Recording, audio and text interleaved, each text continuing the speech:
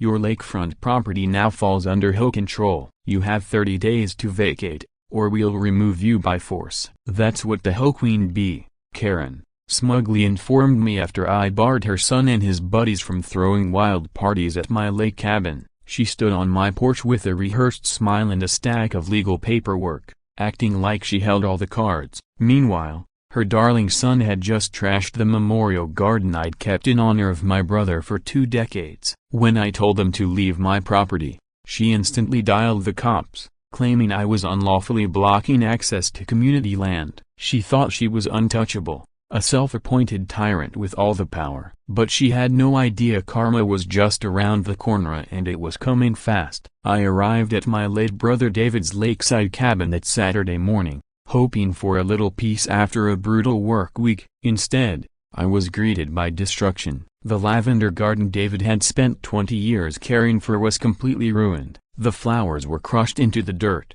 the solar lights smashed to bits, shards of plastic and wire everywhere. But what gutted me the most was the little stone bird David had sculpted himself, back before cancer claimed him. I found it shattered near the water's edge. 3 jagged pieces where once it had stood whole. I stood there stunned, then remembered the old security camera David had installed under the cabin's eaves. He'd been nervous about break-ins ever since his diagnosis. I raced inside, booted up his aging desktop computer, and pulled up the previous night's footage. What I saw made my blood boil. Just after 8 p.m., 5 young adults had set up a full-blown party by the lake. They had brought speakers, coolers overflowing with beer, and not a shred of respect for anyone's property. The clear ringleader was a cocky kid with bleached blonde hair, barking orders like he owned the place. I watched myself approach them around 9:30, politely asking them to tone it down. You could hear my voice on the camera's mic, calmly explaining that the land was private and asking them to clean up after themselves. The bleach blonde ringleader's reply burned into my mind. Listen, old man, this is whole land. I've got every right to be here. If you want quiet, go back to your house. I remember walking away that night thinking they were just rowdy kids. But the footage told another story. Once I'd gone back inside, the ringleader turned toward the camera, smirked, and said, "Watch this, guys." Time to teach the old man a lesson. Then he marched over to the lavender garden and deliberately tore it apart, stomping on every flower as his friends laughed and egged him on. This wasn't a random burst of teenage mischief. This was planned, malicious, targeted. But something else caught my eye in the footage, something that made me rewind and freeze the frame. I hurried outside to talk to my neighbor Henry, who was out tending his vegetable garden. He's lived in the neighborhood longer than anyone and knows everything that happens around here. When I showed him photos of the wrecked garden, he shook his head and sighed. "I've been warning folks about Patricia Walsh for years," he muttered. "Nobody ever listens. She's been tightening her grip on the HOA ever since she became president. Now she acts like she owns the entire lake." I asked who Patricia Walsh was. Henry frowned. "That bleach-haired troublemaker? That's her so Jack. Like mother, like son." Then I showed him a screenshot from the footage that had stopped me cold. In the background, partly hidden behind a row of trees, was a black Mercedes sedan. The plate matched the format used for high-end cars in our county. Henry took one look and nodded. "That's Patricia's car, all right. She drives it everywhere, like she's some kind of royalty." But what the hell was she doing hiding back there while her son tore up your garden? The air between us grew heavy with the question. This wasn't just some kids blowing off steam. It was orchestrated, deliberate. I thanked Henry and walked back toward the cabin, my mind spinning. I sat on the steps with a letter I'd written to David but never mailed. It was filled with thoughts I'd meant to share. How this place kept me close to him, how it was a sanctuary after he passed. Now it felt like that connection was under attack. Someone was trying to erase not just the Gardena but the memory of my brother himself. The security footage proved Jack's actions were no accident. They were intentional, with Patricia likely watching the whole thing from the shadows. But why? Why would a woman I'd never even met go out of her way to target something so personal? The next morning, I got to work. I printed screenshots, created a timeline, and laid out all the evidence like I would in my day job as a data analyst. Solid facts speak louder than accusations. Then I drove to the address Henry had given me. I found myself standing in front of a towering two-story home with spotless landscaping. In the circular drive sat the very same black Mercedes from the video. No doubt about it, this was her. Patricia Walsh opened the door wearing a silk blouse and a look of polite disdain, as though I'd interrupted her perfectly planned day. She looked to be in her early 50s, with flawless hair and the confident air of someone used to getting what she wants. I introduced myself as David's brother and mentioned I owned the lake cabin now. Her expression flickered just for a second, but she kept her cool. "Oh yes, the cabin. I'm so sorry for your loss. David was such a lovely man," she said smoothly, like she'd rehearsed it. Her words rolled off her tongue like lines she'd rehearsed in front of a mirror. When I showed her the images of the wrecked garden and the footage clearly capturing Jack's intentional destruction, I thought naively that she might offer an apology or at least acknowledge the damage. But instead, Patricia looked over the evidence with all the emotional investment of someone flipping through a stranger's vacation album. "I can see that you're upset," she said, cool and dismissive. "But Jack is just a teenager. Young men make impulsive decisions. Perhaps you're blowing this out of proportion. It seems more like a harmless prank than anything else." Her voice was syrupy and patronizing, as if she were educating a child on how the world works. I calmly explained that this was not a prank, it was blatant, premeditated vandalism. I even pointed out that the video captured Jack explicitly stating it was an act of retaliation. That's when the mask slipped. Her tone hardened. She motioned toward a wall lined with neatly framed certificates and awards, each one boasting her position and accolades within the HOA. "Let me make something clear," she said sharply. "I've been the elected HOA president for 3 consecutive terms. I know every regulation, every bylaw, and every clause in our charter. Before you go making reckless accusations, I suggest you take time to understand the rules of this community." Then came the threat, the one that would echo in my mind for weeks. She locked eyes with me and said with a smile that didn't reach her eyes, "If our community standards don't suit you, perhaps this isn't the right environment for you. Many people discover they're happier in places more aligned with their broken bar expectations." The message was clear: fall in line or be forced out. When I asked her why her car was parked near the scene the night my garden was destroyed, she waved it off casually. "I drive through the neighborhood regularly in my capacity as HOA president." "You must be mistaken about what you think you saw." The conversation had become a dead end, so I shifted my focus. Later that day, I spent hours building a handcrafted wooden sign. I carved the words "Pilgrim Property A Please Respect with Deliberate Care," treating the wood with weatherproof stain. I installed it right by the lakefront where Jack and his friends had trashed the garden. It wasn't flashy or aggressive, just a clear, respectful boundary marker. For the first time since this mess began, I felt like I was asserting some control. That feeling didn't last long. The next morning, I woke to find the sign completely destroyed. It hadn't just been removed or knocked over, it had been ripped from the posts and hurled into the lake, where it now floated aimlessly like broken debris. The ground around the site was torn up with tire tracks and heavy boot prints, and undeniable evidence that someone had come back, deliberately, to send another message.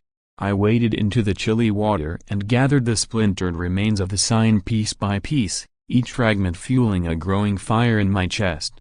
But the biggest blow came when I returned to the cabin and opened my mailbox. Inside was a formal envelope from the hose management company. The letter inside made my blood pressure spike. I was being fined $500 for allegedly violating HOA Rule S, specifically for installing an unauthorized sign without prior approval. According to the notice, I had breached Section 12.c of the HOA Guidelines, a regulation aimed at preserving something called lakefront scenic harmony.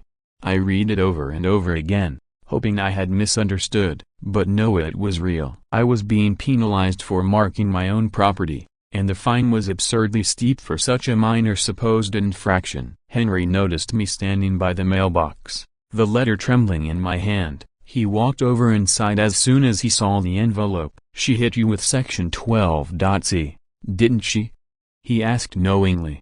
"I tried warning folks when she ran that amendment through 2 years ago. It's written so vaguely that she can use it against just about anyone." Henry explained that the quasi-Patricia's personal projecta was supposedly meant to protect the lake's natural appearance, but it had been written in a way that gave her unchecked power over anything she deemed unsightly. I was one of only 3 who voted against it, he said. But Patricia already had the support she needed to get it passed. That evening, I buried myself in the HOA handbook of 47 dense pages of rules, clauses, and fine print. I focused on section 12.c, trying to make sense of the language. It was a masterpiece of vagueness. Phrases like aesthetic consistency and visual harmony were repeated often, but never clearly defined. Terms like scenic obstruction and natural landscape preservation left plenty of room for interpretation. Of Patricia's interpretation. The deeper I read, the more I realized I was tangled in something much bigger than a dispute over a garden or a sign. Patricia Walsh knew these rules inside and out, and she was using them like weapons. This wasn't about preserving beauty or maintaining order. It was about control. I had 25 days to pay the $500 fine or face what the letter ominously referred to as additional legal consequences. The pressure was mounting and Patricia wasn't done yet. I knew I had to understand exactly what I was up against before Patricia could spring whatever trap she was setting. So,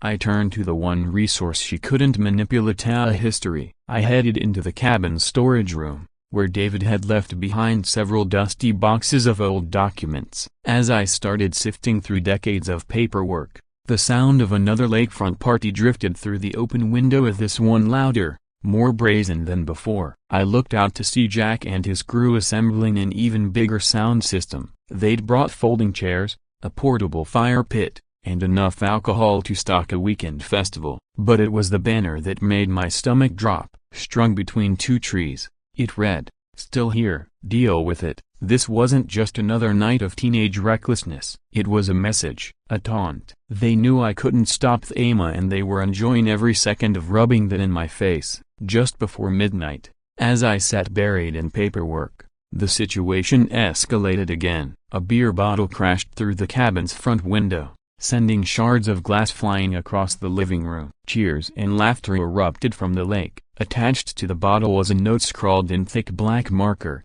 24 days left, old man, we'll keep partying until you're gone.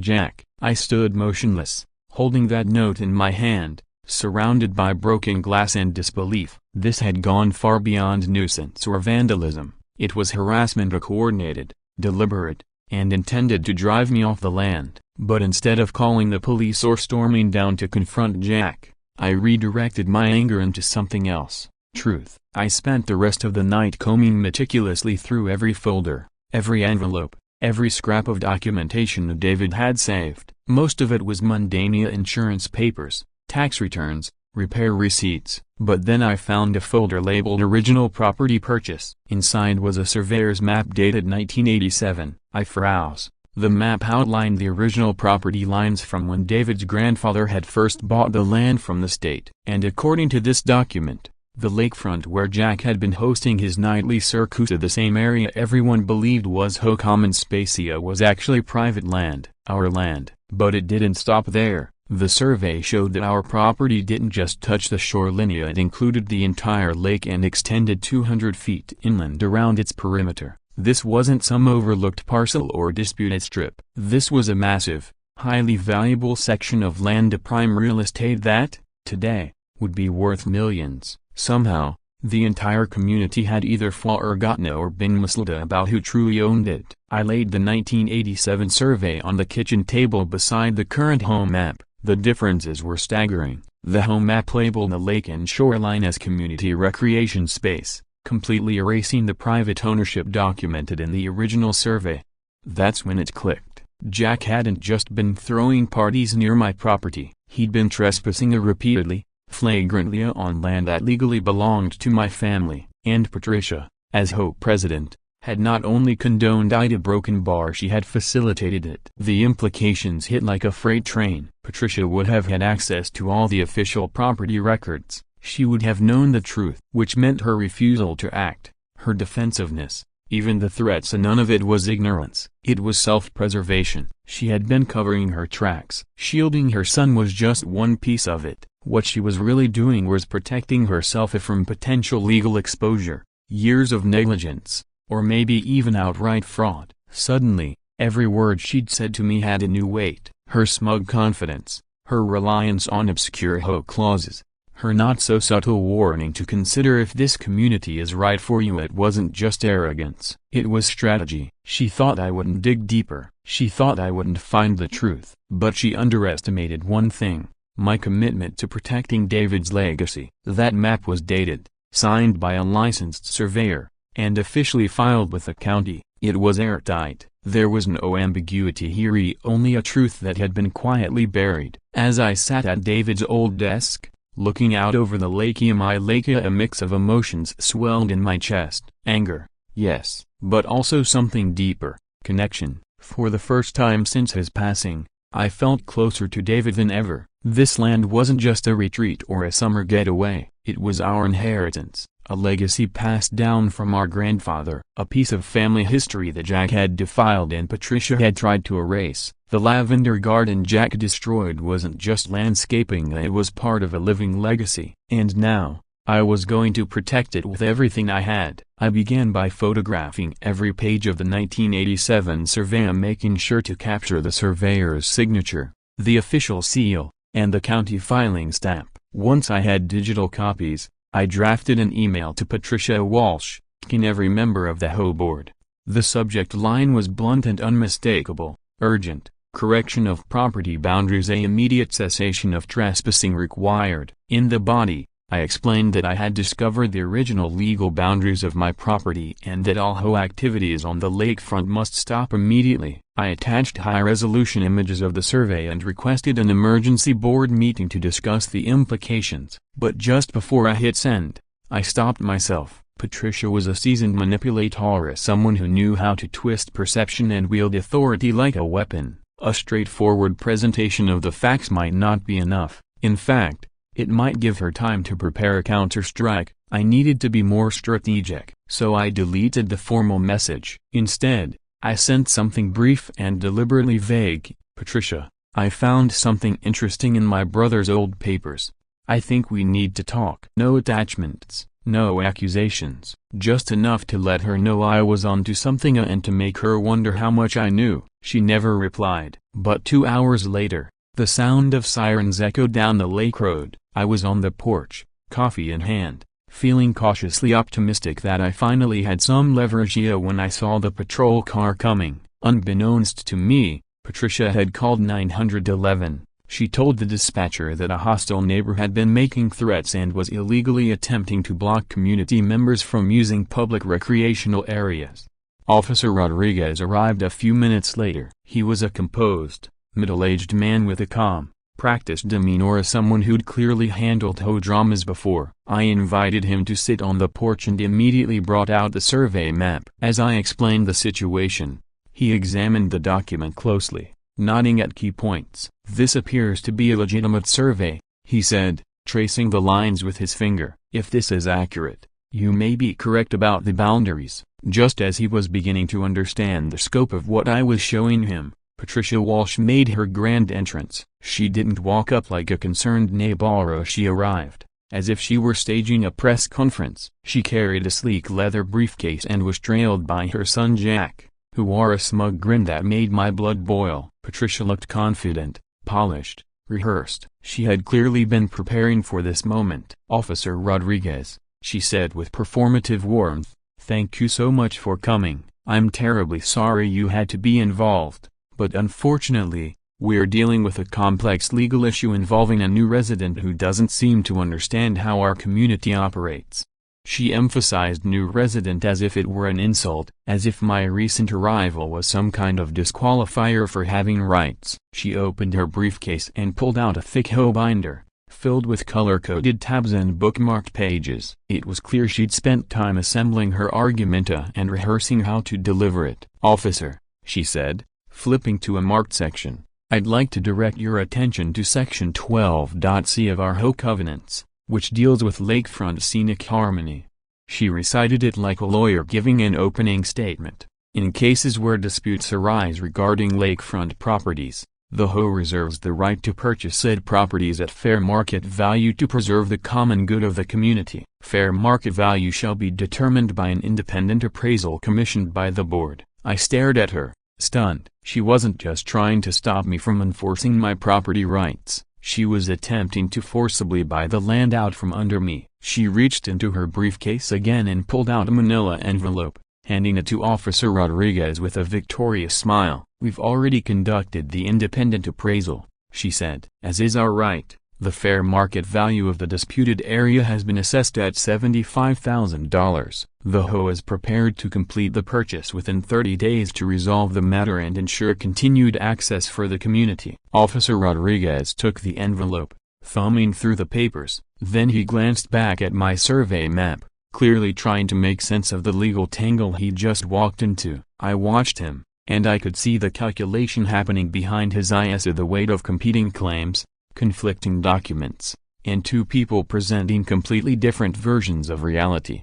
One of us was telling the truth, and I had the map to prove it. Officer Rodriguez was stuck trying to weigh my documented property rights against the HOA's carefully crafted regulations. It was clear he was struggling to distinguish between what was actually legal and what was simply a form of bureaucratic coercion. The appraisal Patricia presented looked legitimate, official letterhead, certified signature S, but I knew enough about real estate to recognize that $75,000 for prime lakefront land was a joke. It wasn't a fair offer. It was theft dressed up in legalese. Patricia seized the moment, speaking in a calm, composed tone, the voice of someone pretending to be the reasonable adult in the room. "We're not trying to be unfair," she said, with carefully measured sincerity. "We're simply working to uphold the standards everyone agreed to when they bought into this community. That lakefront has been a shared recreational space for over 15 years. We can't allow one individual to suddenly restrict access to something the entire neighborhood depends on." It sounded rational on the surface, but underneath the polished delivery,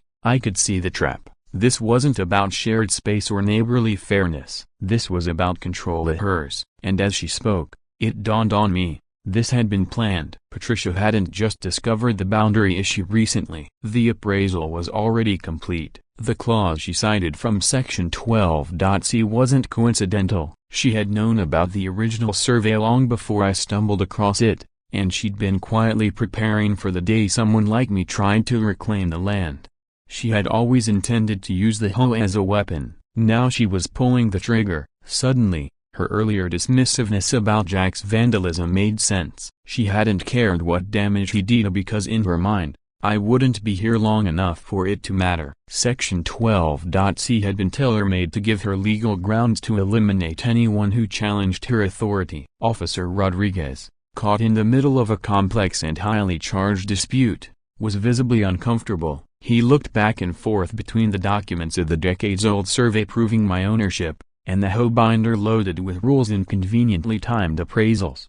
Finally, he gave the kind of neutral, bureaucratic response meant to offend no one and solve nothing. "This is clearly a civil matter," he said. "I strongly recommend both parties consult attorneys and resolve this through the proper legal channels." It was a polite dodge, and he knew it. As he began to walk back to his cruiser, Patricia delivered what she clearly intended as the closing shot. "I want to be very clear," she said, turning to me with an expression that barely masked her contempt. "You have 30 days to consider our offer. It's fair. It serves everyone's best interests. I strongly suggest you accept it." The threat wasn't even veiled. The message was simple: refuse the $75,000 and she dragged me through enough red tape and legal torment to force me out anyway. After Officer Rodriguez departed, Patricia and Jack lingered for a moment, soaking in what they assumed was their victory. Jack couldn't help himself. "Guess you won't be needing that fancy security camera anymore,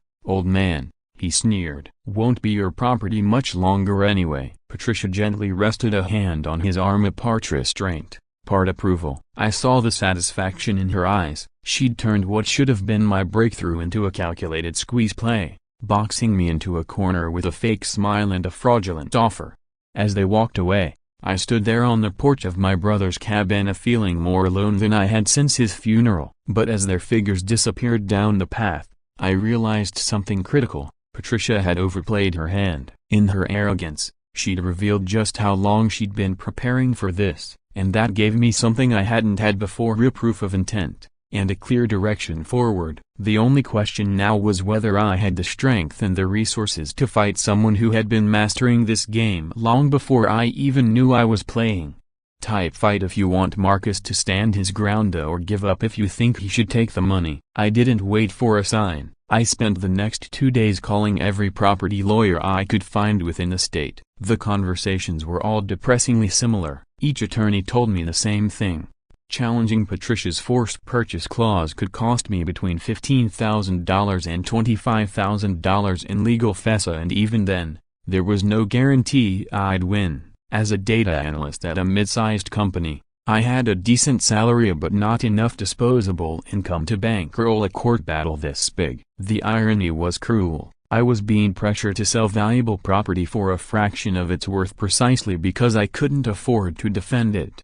By the third night, I sat alone at the edge of the lake with a glass of David's whiskey, watching the moonlight ripple across the water. The $75,000 offer loomed in my mind. It wasn't justice, but it was something, and it would put an end to this mess. Or would it? The nightmare was escalating: a harassment, veiled threats, and legal pressure from every direction. I sat by the lake with the unsent letter I'd written to David, the one I'd carried in my bag since the funeral but never had the nerve to finish. That night, for the first time, I considered adding a final paragraph. "I'm sorry, brother, I wasn't strong enough to protect the place you loved." My hand drifted toward the lighter I'd brought out with me. Maybe it was time to let go, but before the flame touched paper, I heard my name being called from the shoreline. It was Henry, my elderly neighbor, walking slowly, a thermos in hand, concern etched across his face. He looked more like a father than a neighbor in that moment. "I saw you sitting out here, looking like the weight of the world was on your shoulders," he said as he lowered himself into the chair beside me. "Thought you might want some company." Henry knew the terrain I was navigating. He'd been through his own battles with Patricia Walsh. 2 years earlier, she'd tried to fine him over his vegetable garden, claiming it violated community aesthetics. He won the fight, but not without a cost. "She didn't beat me," he said with a tired smile, "but she made damn sure I regretted ever standing up to her." That's when he began keeping detailed records of every decision, meeting, and expenditure that crossed Patricia's desk. For the first time in days, I felt a flicker of hope. Henry told me about one of Patricia's pet projects, a massive natural stone wall she built around her backyard. Officially, it was funded by the HOA's landscaping budget under a so-called beautification initiative. "It's impressive," Henry admitted, "professionally installed, top-tier materials. But here's the kicker: it's entirely on her private property. I've never seen a single community benefit from it." As he spoke, my instincts as a data analyst kicked in. Something didn't add up. Patricia had been expanding her authority through vague regulations like Section 12.c while funneling money into suspicious projects that just happened to improve her real estate. "Henry," I asked, "any idea what that wall cost?" He shook his head, then leaned closer. "But as a property owner, you have the right to request the HOA's financial records. It's in the bylaws." That changed everything. The next morning, Jack and his friend showed up with their version of a farewell party, complete with a banner that read, "A goodbye, Marcus, thanks for the lake," and music loud enough to wake the dead. But instead of rage, I felt a strange calm wash over me. This wasn't random. It was orchestrated psychological warfare designed to wear me down until I accepted Patricia's offer just to make it stop. But I wasn't afraid anymore. I could finally see the strategy behind the chaos. That afternoon, I drafted a formal request for the HOA's financial records. Using precise legal language Henry helped me research. I wasn't vague. I asked for detailed records of all expenditures related to community beautification over the past 3 years, copies of contracts, invoices, and bank statements, documentation of any surveys, appraisals, or legal memos concerning the lakefront property. Henry came by that evening to review the letter. He read it carefully, then looked up with a nod of approval. "This is solid, professional. She won't be able to ignore this without risking serious legal exposure." We made sure to copy every board member and included a polite note explaining that I was conducting due diligence before making any decisions about the property offer. I didn't accuse anyone of wrongdoing, but I made it clear that I was watching. Submitting that request the next morning was the first time in weeks I felt like I wasn't just reacting, I was acting. David always said that problems were just puzzles waiting to be solved. You just had to stop letting your emotions lead and start thinking clearly. That night, I traded whiskey for coffee and sat on the cabin porch not as a defeated brother but as someone finally ready to fight back. The financial records would either confirm Patricia's claims or expose something else.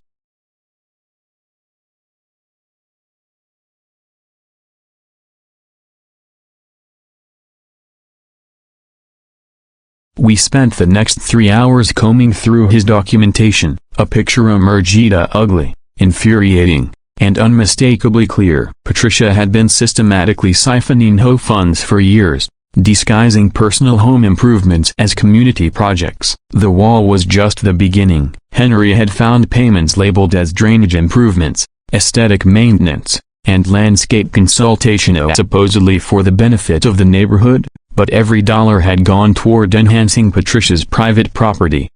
2 days later, the home management company reluctantly and after several follow-ups finally provided the financial records I had requested. Armed with Henry's evidence and my own expertise as a data analyst, I compiled a detailed spreadsheet tracking every payment made to Greenscape and affiliated vendors over the last 3 years. The numbers were staggering. More than $47,000 in HOA funds had gone directly to Greenscape, Patricia's shell company. Every cent had been funneled into her property. No bids, no oversight, no community vote. Then came the smoking gun. A series of invoices totaling $12,000 labeled lakefront enhancement and erosion control. According to the documents, the work was meant to improve public access and stabilize shoreline areas for the entire community. But when Henry and I walked the lake's perimeter, we found nothing. No new landscaping, no erosion control, not even a shovel mark in the dirt. The work had never been done. The invoices were fiction. The money was gone. That night, I stayed up drafting a full report, a financial autopsy of Patricia's embezzlement scheme. I included photos of the wall and other improvements, copies of the fraudulent invoices, a business registration proving Greenscape was tied to Patricia's home, a comprehensive analysis showing that not a single dollar had benefited anyone but her. And suddenly, for the first time since this began, I wasn't just a target, I was a whistleblower. Over 3 years, Patricia had systematically funneled community funds into her personal projects. The evidence was damning and unambiguous and overwhelming. Patricia Walsh, HOA president, had been stealing from the very people she was elected to represent, using her authority as both shield and weapon. Sitting in David's cabin, surrounded by Henry's meticulous records and my own analysis, I finally saw the full picture. This wasn't about petty violations or neighborhood squabbles. It wasn't about towel placement or kayak colors. It was about corruption. Patricia wasn't just targeting me out of spite, she was eliminating a threat. The forced $75,000 purchase of my inherited lakefront property wasn't just a land grab. It was an act of desperation. I had stumbled into her web of embezzlement, and removing me was the final step in covering her tracks. I called Henry. He was silent for a long time after I explained what I'd uncovered. Then he said, quietly but firmly, "Marcus, a broken bar. I've been waiting 2 years for someone to take her down. I never had enough to make it stick. But now, we have her, dead to rights." We agreed immediately. This couldn't be handled in private. Patricia had counted on isolating me, making it a one-on-one fight. But now we were going public. It was time to expose her. With Henry's help, I drafted a formal request for an emergency home meeting. We kept it professional, no mention of fraud or embezzlement, just a carefully worded note stating that we had uncovered urgent financial issues with serious implications for property values and community trust. It was subtle, but unmistakable. Anyone with a guilty conscience would know exactly what was coming. Patricia would recognize the threat the moment she read it. That Wednesday night, 42 of the neighborhood's 47 homeowners packed into the community center. I'd never seen a turnout like it. The room buzzed with quiet tension, low murmurs, exchanged glances, the kind of charged anticipation you can feel in your bones. Patricia opened the meeting with her usual calm authority. She smiled as she called everyone to order, clearly confident, still believing she had the upper hand. Before we address the financial concerns Marcus has raised, she began smoothly, I want to share some good news. We've reached a resolution regarding the lakefront property dispute. The HOA has agreed to purchase the land for $75,000, ensuring continued public access for all residents. Several neighbors nodded, some even applauded lightly. Patricia smiled, satisfied as she thought she'd neutralized me. She expected I would back down now that the deal was done. She had no idea what was coming. When she called on me to speak, I stood, walked to the front, and connected my laptop to the projector. The screen lit up, casting a pale glow over the room. I turned to face my neighbors, the people she'd been deceiving for years. Thank you all for being here, I said, steadying my voice. There are some things you need to see. The first slide played security footage, a crystal clear video of Jack, Patricia's son, stomping through my brother's garden. His voice, unmistakable, could be heard laughing with his friends. Let's teach the old man a lesson. Gasps rippled through the room. This wasn't speculation. This was evidence, visual, audible, undeniable. The second slide, a high-resolution scan of the original 1987 survey map. It clearly showed that the disputed lakefront land was never part of the HOA's jurisdiction. It had always belonged to my family. Jack wasn't just being reckless, I said. He was trespassing, and Patricia knew it. She's been helping him do it for years. Next, I displayed a side-by-side comparison. The official home map versus the original deed map. It was a stark visual, an entire swath of property misclassified under HOA control. The chatter in the room grew louder. People were starting to realize just how deep this went. Now, I said, clicking to the next slide, let's talk about finances. How many of you have heard of a company called Greenscape Landscaping? A few hesitant hands rose. Well, I continued, Greenscape has received over $47,000 from the HOA over the last 3 years. Payments listed as community improvements, beautification, erosion control, a broken bar. I clicked again. Up came a scanned invoice for $12,000 labeled a lakefront beautification. Except none of this work was ever done. Not a single plant added. Not 1 foot of shoreline treated. That money vanished. Another click. A business registration form listing Greenscape Landscaping's registered address. Patricia Walsh's home, I said. The room fell into stunned silence. She's been embezzling community funds through a fake company she owns, of funds that were supposed to be used for all of us, but went entirely to her private property. The screen now displayed photos, her new stone wall, drainage systems, manicured landscaping, all paid for by HOA money, none approved by a vote. I turned back to the room. This is no longer just a question of leadership or neighborhood disputes. This is theft. Coordinated, premeditated theft from every homeowner in this room. Patricia's face had gone pale. Her composure cracked for the first time in years. Over the past 3 years, Patricia had funneled over $47,000 in HOA funds into so-called community improvement projects. I clicked to the next slide, revealing a high-resolution photo of the lavish stone wall in her backyard. This, I said, is where your money went. Every dollar had been spent on her private property. The rest of the neighborhood hadn't seen a single improvement. The room exploded in outrage. Voices rose. Neighbors who had once politely nodded in meetings were now on their feet, demanding answers. Patricia jumped up, her face flushed with panic. This is a personal attack, she shouted, trying to regain control. He's trying to divide our community because he refuses to follow the rules. But I was ready. I advanced to the next slide, a business registration form for Greenscape Landscaping, listing Patricia Walsh's home address as its official headquarters. The address on file for Greenscape, the company that billed us thousands for fake landscaping work, is Patricia's house, I said calmly. Gasps rippled across the room. She created a fake company, submitted false invoices, and paid herself for work that was either never done or done solely on her own property. The final slide showed a $12,000 invoice for lakefront enhancements, work that never happened. I added, money that simply disappeared. Then Henry stood from the back of the room, holding a thick folder of documentation. I have more, he said, his voice strong and unwavering. I've been tracking these transactions for 2 years. Patricia has used her role as HOA president to embezzle tens of thousands of dollars. And now, She's trying to steal Marcus's land to keep the truth buried. He began reading from his records of payment after payment, dates, check numbers, vendor names, all pointing to the same conclusion: fraud, blatant, deliberate fraud. The crowd turned on her. Questions shouted, demands made, trust shattered. Patricia tried to defend herself, insisting that the expenses had been for legitimate community needs. But the paper trail was airtight. The room wasn't buying it. Then someone yelled from the back, "Where's our money,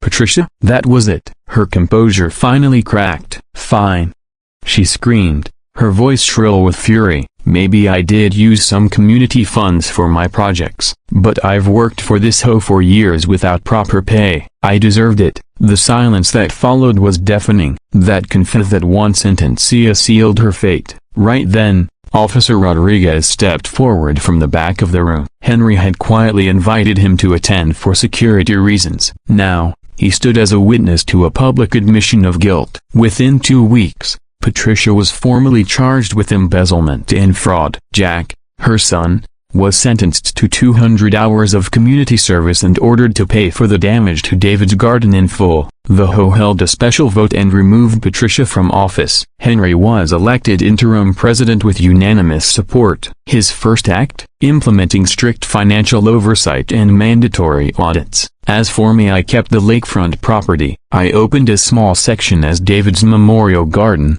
a quiet place where neighbors could come, reflect, and remember the man who had once loved this community so fiercely.